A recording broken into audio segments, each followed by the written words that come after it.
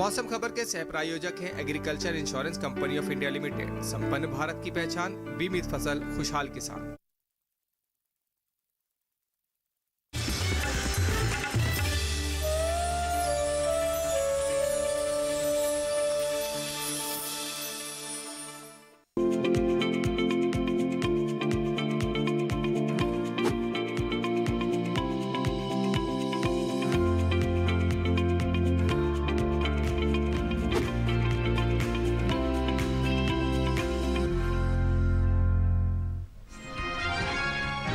दो दिन पंजाब और उत्तर प्रदेश में कई जगह बारिश का अनुमान। गुजरात और सौराष्ट्र कच्छ में अधिकतर हिस्सों में होगी बारिश। असम और मेघालय में चलेंगी तेज हवाएं। तमिलनाडु और पुडुचेरी में भी तेज हवाएं चलने की संभावना। आंध्र प्रदेश में धान और कपास की कर लें रोपाई। कर्नाटक में टमाटर और बैंगन की करें बुआई।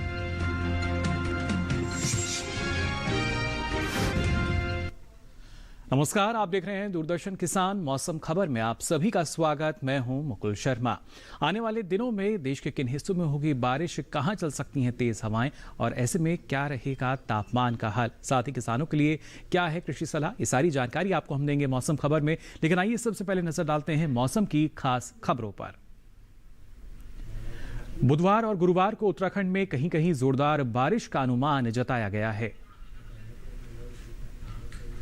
पंजाब, हरियाणा और दिल्ली में गुरुवार को गिने चुने हिस्सों में भारी बारिश की संभावना है। 2 दिन उत्तर प्रदेश में इक्का दुक्का स्थानों पर तेज बारिश की संभावना जताई गई है।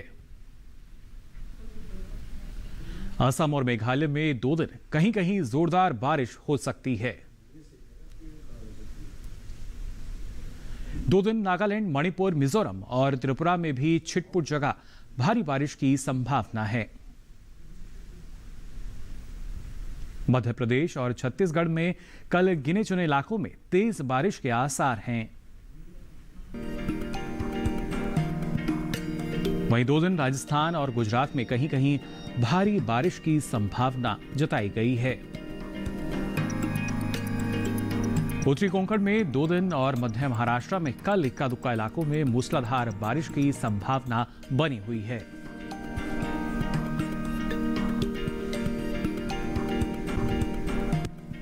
वहीं 2 दिन उत्तराखंड में बिजली चमकने के साथ ही तेज हवाएं चलने के भी आसार हैं।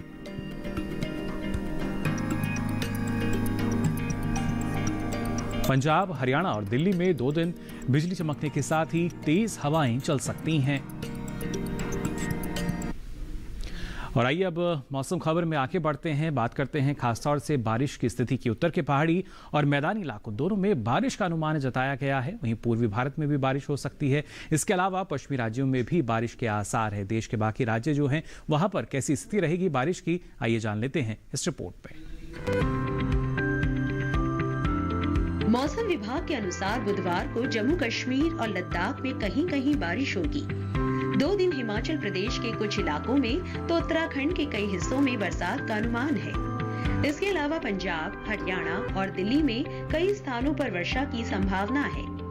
पूर्वी और पश्चिमी उत्तर प्रदेश में 2 दिन कई इलाकों में बारिश के आसार हैं। साथ ही 2 दिन पूर्वी राजस्थान में अधिकतर जगह तो पश्चिमी राजस्थान में कुछ जगह बारिश होगी। मौसम विभाग की माने तो पूर्वी भारत में 2 दिन बिहार, झारखंड और ओडिशा में कई स्थानों पर वर्षा हो सकती है।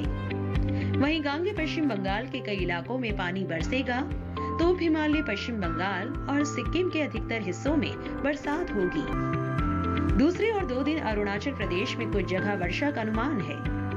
असम और मेघालय में 2 दिन कई एक स्थानों पर बादल बरसेंगे। साथ ही नागालैंड, मणिपुर, मिजोरम और त्रिपुरा के कई इलाकों में बारिश होगी। मध्य भारत की बात करें तो 2 दिन पूर्वी और पश्चिमी मध्य प्रदेश में अधिकतर जगह बरसात होगी। छत्तीसगढ़ और विदर्भ में 2 दिन कई स्थानों पर वर्षा हो सकती है। पश्चिम भारत में गुजरात और सौराष्ट्र कच्छ में 2 दिन ज्यादातर जगह बादल बरसेंगे। वहीं कोंकण, गोवा के अधिकतर हिस्सों में वर्षा की संभावना है। मध्य महाराष्ट्र में कई इलाके और मराठवाड़ा में 2 दिन कुछ जगह पानी बरसेगा। रुक करते हैं दक्षिण भारत का।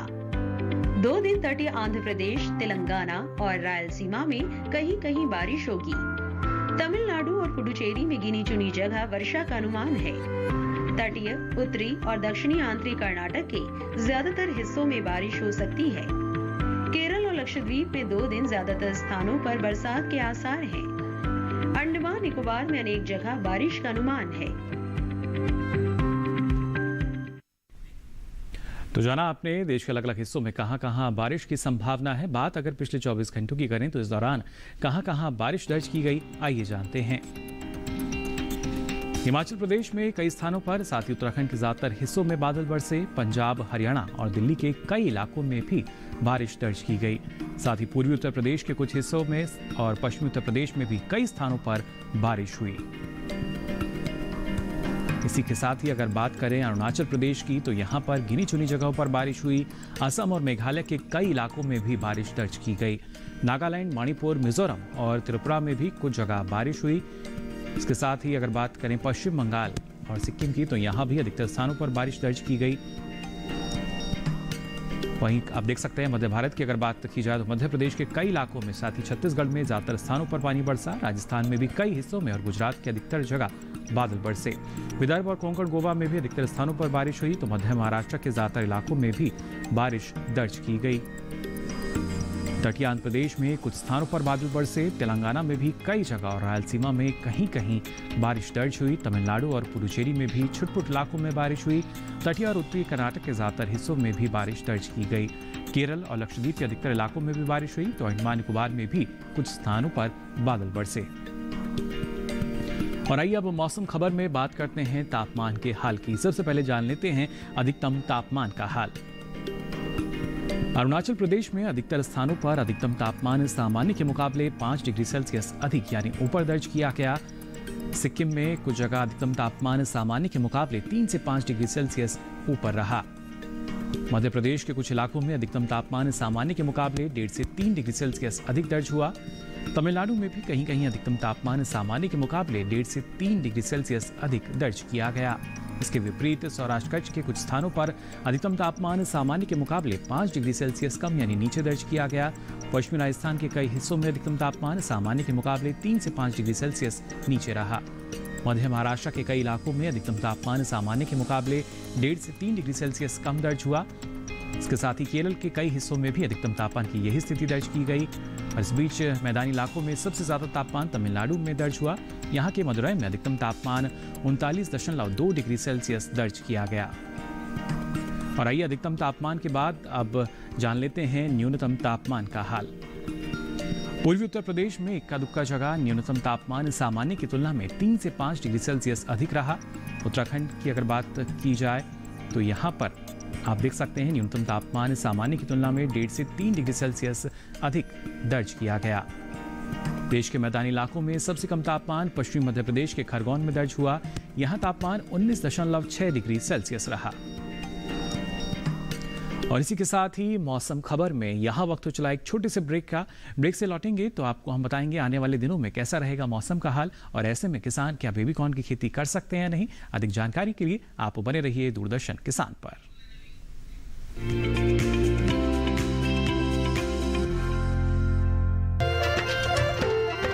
फसल बीमा से अब सुरक्षित आत्मनिर्भर बन जाए किसान। AIC के संग मौसम की मार अब नहीं करेगी तंग, नुकसान की होगी पूरी भरपाई। AIC किसान का हमराही। Agriculture insurance company of India limited, संपन्न भारत की पहचान, बीमित फसल खुशहाल किसान। पर्यावरण भारत की चिति, देश का स्वभाव। भारत में पर्यावरण सिर्फ जलवायु नहीं, आबो हवा नहीं, सिर्फ पेड़ पौधे, नदी पर्वत नहीं। भारत में पर्यावरण एक जीवन शैली है, सिर्फ लौकिक नहीं बल्कि दिव्य भारत का आईना। आइए आपका परिचय कराते हैं ऐसी ही कुछ परंपराओं से, इन्हीं जीवन मूल्यों से। कार्यक्रम प्रकृति उत्सव रिविजिटिंग इंडियन एनवायरनमेंट ट्रेडिशन देखिए हर गुरुवार सुबह 7:30 बजे सिर्फ डीडी किसान पर।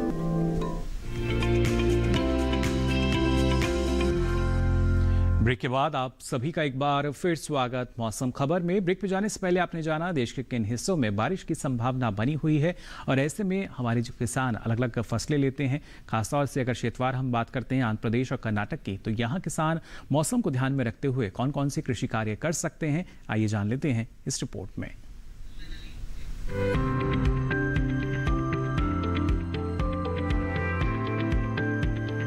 आंध्र प्रदेश में गन्ने के खेत से जल निकासी का प्रबंध करें। यहीं कपास के खेत में जरूरी उर्वरक डालें।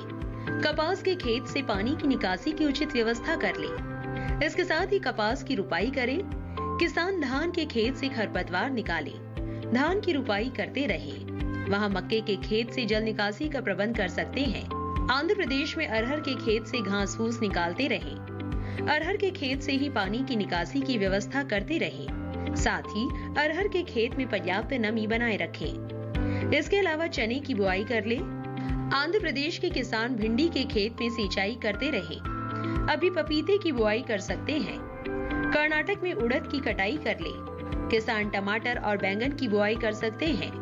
वहीं मूली की बुआई करते रहे। कर्नाटक में आम की रुपाई कर ले। अभी धान की रुपाई कर सकते हैं। धान के खेत में जरूरी उर्वरक डालते रहे। साथ ही धान के खेत से जल निकासी का प्रबंध कर ले। धान के खेत में सिंचाई करें। यहाँ गन्ने के खेत में सिंचाई करते रहे। गन्ने के खेत से खरपतवार निकाल सकते हैं। कर्नाटक के किसान मूंग की कटाई कर ले। इसके साथ ही अरहर के खेत में निराई करते रहे। अरहर के खेत में पर्याप्त नमी भी बनाए रखे। कर्नाटक के किसान प्याज के खेत में गुड़ाई कर सकते हैं। वहाँ पपीते के खेत में जरूरी उर्वरक डालें। तो जाना आपने आंध्र प्रदेश और कर्नाटक में किसान कौन कौन से कृषि कार्य कर सकते हैं या किन फसलों का चयन कर सकते हैं। और आइए बात करते हैं किसी फसल की जिसको अपनाकर आप अच्छा मुनाफा ले सकते हैं, लेकिन इस दौरान आपको कई सारी बातें हैं जिनका ख्याल रखना होगा। हम बात कर रहे हैं मक्का के एक रूप बेबी कॉर्न की। जी हाँ, अगर आप इसकी खेती करना चाहते हैं, किस तरीके का प्रबंधन आपको अपनाना होगा जिससे अच्छी उपज आप ले पाएं और अच्छा मुनाफा मिल पाए इस मौसम में भी, इसके लिए आइए नजर डाल लेते हैं इस खास रिपोर्ट पर।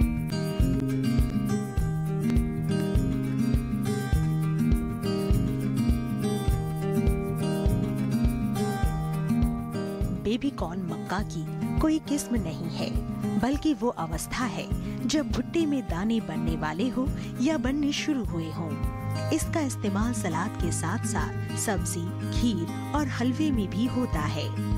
बाजार में बेबी कॉर्न की काफी मांग है। ये अमेरिका, यूरोप और दक्षिण एशिया में काफी मशहूर है। अब भारत के शहरी इलाकों में भी इसकी लोकप्रियता तेजी से बढ़ रही है। यही वजह है कि भारत में इसकी खेती मुख्य रूप से शहरों से सटे इलाकों में होती है। ये काफी पोषक है और शायद यही बढ़ती हुई मांग की वजह है। इसके खेत की तैयारी आम मक्का की तरह ही होती है और इसे दो तरह से उगाया जाता है। आदर्श अवस्था में 1 हेक्टेयर में 58,000 पौधे लगाए जाते हैं। इस पद्धति में स्वीट और बेबी कॉर्न दोनों ही प्राप्त होते हैं। दूसरी पद्धति में 1 हेक्टेयर जमीन पर पौधों की संख्या 2.25 लाख के करीब होती है। इसमें तमाम भुट्टे बेबी कॉर्न के रूप में इस्तेमाल किए जाते हैं। बेबी कॉर्न के लिए 1 हेक्टेयर जमीन पर 20 से 25 किलोग्राम बीज की जरूरत होती है। 1 हेक्टेयर के लिए 1.5 से 2 क्विंटल नाइट्रोजन 3 बार में डालना होता है। इसकी फसल अमूमन 50 से 60 दिन में तैयार हो जाती है। तुड़ाई पर खास ध्यान देने की जरूरत है, चूंकि भुट्टा बहुत तेजी से बढ़ता है, इसलिए इसे जितना जल्दी हो सके बाजार भेज देना चाहिए। सुबह का समय तुड़ाई के लिए उपयुक्त है। पौधों में बाल यानी झंडा निकलते ही तोड़ दें और 3 दिन में एक बार तुड़ाई कर लेनी चाहिए। इस तरह एक फसल के लिए औसतन 7 से 8 तुड़ाई पर्याप्त होती है। 1 हेक्टेयर में 15 से 19 क्विंटल तक बेबी कॉर्न हो सकते हैं। भुट्टे तोड़ने के बाद पौधों को हरे चारे के रूप में इस्तेमाल किया जा सकता है या इसे बेचकर अतिरिक्त आमदनी प्राप्त की जा सकती है। 1 हेक्टेयर से किसान को 250 से 400 क्विंटल तक हरा चारा मिल सकता है। दिल्ली के आसपास के इलाकों में किसानों ने बेबी कॉर्न प्रसंस्करण के संयंत्र भी लगाए हैं। प्रसंस्करण के बाद बेबी कॉर्न के दाम भी अच्छे मिलते हैं और इसे लंबे समय तक भंडार करके रखा भी जा सकता है। और आइए बात करते हैं जम्मू कश्मीर की। जी हाँ, यहाँ किसान अभी कौन कौन से कृषि कार्य कर सकते हैं, मौसम को ध्यान में रखते हुए आइए जानते हैं। जम्मू कश्मीर में किसान तोरई की अभी बुआई कर सकते हैं। साथ ही मक्के के खेत में आवश्यकता अनुसार हल्की सिंचाई करें। जम्मू कश्मीर में किसान गाजर की बुआई करते रहें। साथ ही यहाँ पर किसान अभी मूली की बुआई भी कर सकते हैं। जम्मू कश्मीर में किसान प्याज की बुआई भी करते रहें। किसान यहाँ फूलगोभी की बुआई भी अभी कर सकते हैं। जम्मू कश्मीर में किसान पत्ता गोभी की बुआई भी अभी कर सकते हैं। साथ ही अभी धान की जो फसल है इसमें कीट लगने की आशंका है। धान की फसल को कीटों से बचाने के लिए इसमें समय समय पर कीटनाशक का छिड़काव करें। जम्मू कश्मीर में किसान लौकी की बुआई अभी कर सकते हैं। और इसी के साथ ही मौसम खबर में यहाँ वक्त हो चला एक और छोटी से ब्रेक का। ब्रेक से लौटेंगे तो आपको बताएंगे क्या कुछ खास रहेगा खेती और मौसम में। आप बने रहिए दूरदर्शन किसान पर।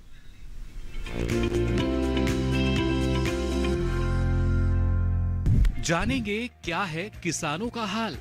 हम पहुंचेंगे आपके गांव। मिलेगा सरकारी योजनाओं का ज्ञान। जब लगेगी चौपाल, देखिए चौपाल चर्चा सोमवार से शुक्रवार सुबह 9 बजे सिर्फ दूरदर्शन किसान पर।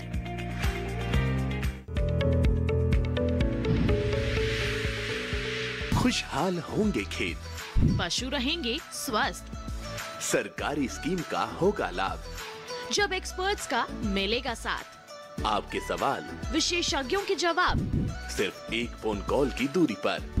देखिए किसानों का अपना प्रोग्राम हेलो किसान, सोमवार से शुक्रवार शाम 6 बजे से सिर्फ दूरदर्शन किसान पर।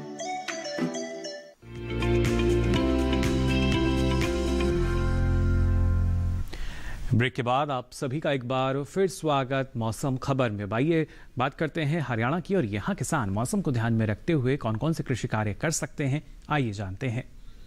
हरियाणा के किसान अभी फिलहाल कपास के खेत में आवश्यकता अनुसार सिंचाई कर सकते हैं। साथ ही कपास के खेत से जल निकासी की व्यवस्था भी जरूर करें। लगातार किसान यहाँ पर कपास के खेत की देखभाल करते रहें, निगरानी अवश्य करें। वहीं समय धान की फसल में भी कीट लगने की संभावना है। कीटों से बचाव के लिए न सिर्फ निगरानी लगातार फसल की करें बल्कि आवश्यकता अनुसार कीटनाशक का छिड़काव करें। हरियाणा में किसान बाजरे के खेत में अभी सिंचाई कर सकते हैं। साथ ही बागों से पानी की निकासी की उचित व्यवस्था जरूर करें। वहीं किसान मूंग के खेत में भी सिंचाई कर सकते हैं। हरियाणा में किसान धान के खेत की देखभाल करें। धान के खेत में पर्याप्त नमी बनाए रखें।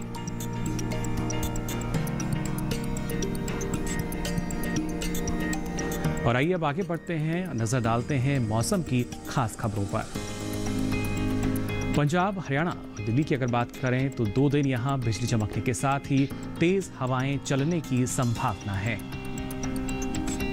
2 दिन उत्तर प्रदेश में बिजली चमकने के साथ ही तेज हवाएं चलने का अनुमान है। 2 दिन असम और मेघालय में भी बिजली चमकने के साथ ही तेज हवाएं चल सकती हैं। अरुणाचल प्रदेश, असम और मेघालय में भी 2 दिन बिजली चमकने के साथ ही तेज हवाएं चलने की संभावना है। 2 दिन नागालैंड, मणिपुर, मिजोरम और त्रिपुरा में बिजली चमकने के साथ ही तेज हवाएं चलने के आसार हैं।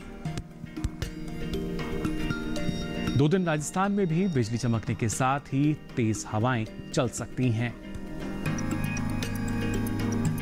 तमिलनाडु और पुडुचेरी में 2 दिन बिजली चमकने के साथ ही तेज हवाएं चलने की संभावना है। वहीं दक्षिण पश्चिम अरब सागर की बात करें तो 2 दिन 40 से 50 किलोमीटर प्रति घंटे की रफ्तार से यहां तेज हवाएं चलने का अनुमान है। फिलहाल मछुआरों को इन इलाकों में ना जाने की सलाह मौसम विभाग द्वारा जारी की गई है। और आइए अब चलते चलते नजर डालते हैं प्रमुख शहरों के तापमान पर।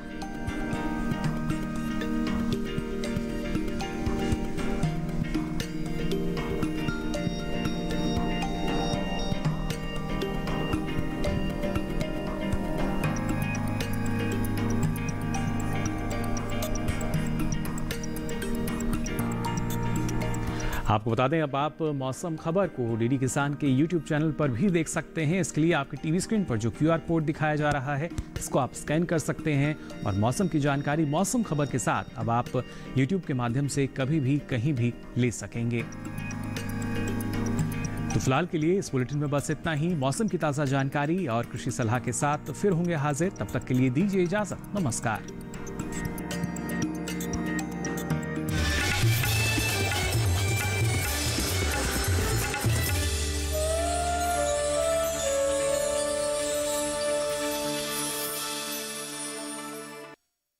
इंडिया लिमिटेड, संपन्न भारत की पहचान, बीमित फसल, खुशहाल किसान।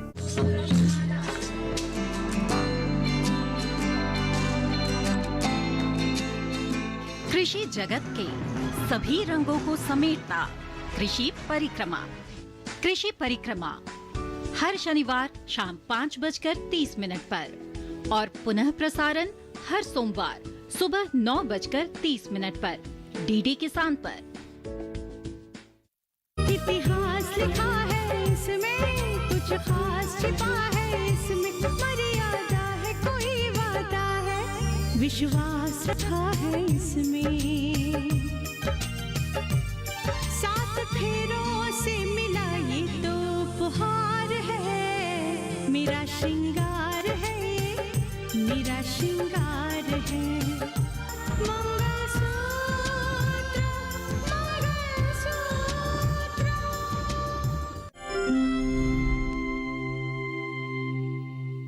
औरैया जिले के विकास खंड भाग्यनगर स्थित परवाहा गांव में प्रमुख रूप से धान, गेहूं और मक्का की खेती होती है। परवाहा क्षेत्र में पुरुषों के साथ महिलाएं भी खेती और पशुपालन में बढ़ चढ़कर हिस्सा ले रही हैं। यहीं की एक महिला किसान हैं, गीता देवी, जिन्होंने वैज्ञानिक तरीके से खेती करके इस क्षेत्र का नाम रोशन किया है। परवाहा गांव की रहने वाली गीता देवी कृषि कार्यों से जुड़ी हुई हैं। गीता के पास पैतृक जमीन 0.8 एकड़ है, जिस पर वो साल भर खेती करती थी, लेकिन उन्हें अनाज का अच्छा उत्पादन नहीं मिल पा रहा था। इन्होंने खेती के साथ पशुपालन भी अपनाया, फिर भी इनकी माली हालत में कोई सुधार नहीं हुआ। वर्ष 2015 में इन्होंने कृषि विज्ञान केंद्र परवाहा से प्रशिक्षण लिया और उत्पादन को बढ़ाया। इन्होंने वैज्ञानिक तरीके से ऊसर भूमि का सुधार किया। ऊसर सुधार के लिए ये धान के पुआल को जलाती नहीं है। इसके प्रबंधन के लिए धान की कटाई ऊपर से करती हैं और धान के पुआल को गेहूं की बुआई के बाद पूरे खेत में बिछा देती हैं, जिससे गेहूं का जमाव अच्छा होता है और पानी की भी बचत होती है। पुआल के प्रबंधन के साथ साथ भूमि की उर्वरा शक्ति भी बढ़ती है। मैं अथवर धान काटती हूँ, पुआल को इकट्ठा कर लेती हूँ, फिर बाद में हम गेहूँ बोने के बाद पुआल को खेत में फैला देती हूँ, जिससे मेरे खेत की नमी रहे और बीज भी अच्छा जमे और इसमें खरपतवार भी नहीं होता है। गीता देवी की जमीन कृषि विज्ञान केंद्र परवाहा के बगल में ही है, इसलिए गीता देवी कृषि विज्ञान केंद्र के वैज्ञानिकों के निरंतर संपर्क में रहती हैं।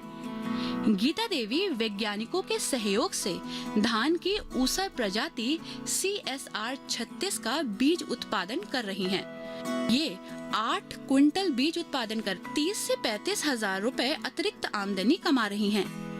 इनके पति राजेंद्र पाल इनको कृषि कार्यों में पूरा सहयोग कर रहे हैं। CSR 36 का बीज हम धान लगाती हूँ, उसमें जो सूखे खेत में या गीले में धान हो जाता है और हमें उसमें धान में मुनाफा भी होती है। खेती के अलावा गीता देवी ने पशुपालन के क्षेत्र में भी सफलता प्राप्त की है। पशुओं का दूध ये शहर में बेच रही हैं, जिसके दाम इन्हें अच्छे मिल रहे हैं। गीता आज पशुपालन से 60,000 तथा बीज और फसल उत्पादन से 75,000 रुपए सालाना कमा रही हैं। मेरे पास 3 भैंसें हैं, एक गाय है। ये मुर्री टाइप नस्ल की, अच्छी नस्ल की भैंसें हैं मुर्री टाइप की, और वे दूध भी देती हैं जो 30-35 लीटर दूध हो जाता है। वो हम बाज़ार में बेचती हूँ। मेरे पास बकरी बर्बरी नस्ल की बकरी हैं। गीता देवी द्वारा पशुपालन करने के कारण उन्हें जैविक खाद भी प्राप्त हो रही है। जैविक खाद का प्रयोग वह ऊसर भूमि में करके उसकी उपजाऊ क्षमता बढ़ा रही हैं। उन्हें फसल उत्पादन भी गुणवत्तापूर्ण प्राप्त हो रहा है और वे रासायनिक खाद के दुष्प्रभाव से भी फसलों को बचा रही हैं। गीता देवी ने पशुपालन और खेती के माध्यम से अपनी आर्थिक स्थिति को बेहतर किया है। दूध बेचकर मैंने प्लाट भी लिए, मकान भी बनवाया और मैंने बच्चों को पढ़ाया। पढ़ाने के बाद और मैंने खेती भी खरीदी। उस समय 4 बीघा मेरे पास ज़मीन थी। अब इस समय 4 एकड़ ज़मीन मैंने खरीद ली है। परिवार और बच्चों के साथ आज गीता खुशहाल जीवन बिता रही हैं। नई सोच के नई सुबह आई है तेरी अंगनाई में। उठ जाग मेरे धरती के लाल रंग भर अपनी अंगड़ाई में। ये धरती अन्न की जननी है, कुछ और नई से पैदा कर। खेतों में सीप के बीज डाल, मोती के दाने पैदा कर। खेतों को हर एक चूनर दे, रंग दे फसल के फूलों को। फागुन को लाल गुलाल रंग दे, गीत सावन के झूलों को।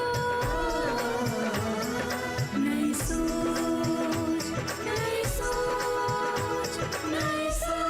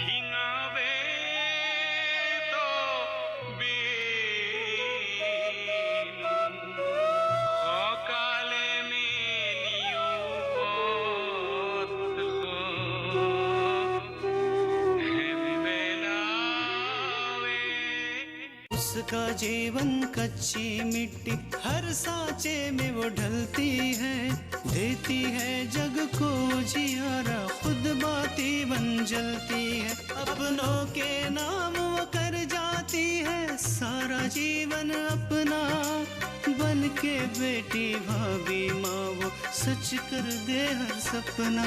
सुकन्या सुकन्या सुकन्या हमारी बेटियां। चाहने होने के फर्क का नाम है जिंदगी। पाँव ज़मीं पर रहे हौसला आसमां छुए।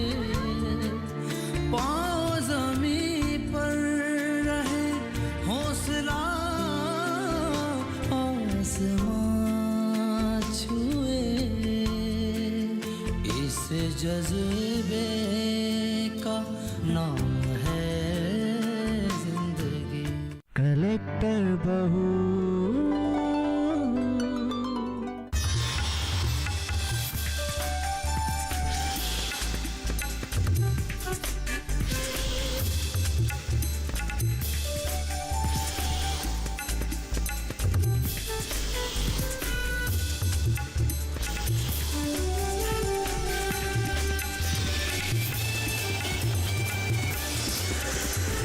डीडी किसान, बदल